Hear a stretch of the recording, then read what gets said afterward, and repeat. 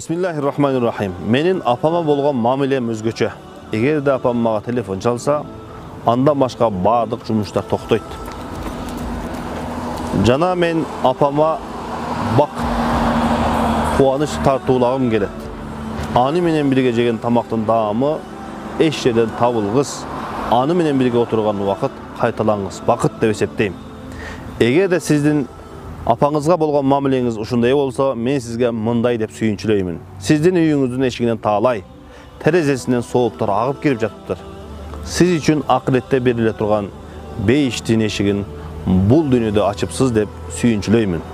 Энебиз бизге кылган жакшылыктарды кайра кайтара албайбыз. Себеби биздин жаштыгыбызда бактылуу болсун деп өз жаштыгын арнаган. Күч кубаты болсун деп özünün күч кубатын курбанчылык кылган.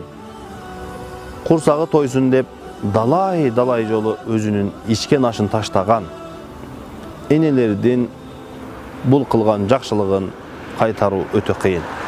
Бирок кандай жол менен болсо дагы энелердин ыраазычылыгын алуу биздин мойнубуздагы милдет. Энелер биз үчүн бейиштин эшиги. Andıqtan Allah Taala'dan mınday dep surayбыз. O жараткан, энекебиз bizdi жаштыгыбызда кандай мээрим кылып караса, аларга да ошондой мээримиңди төктөп Allah Taala'dan tilеп сурайбыз.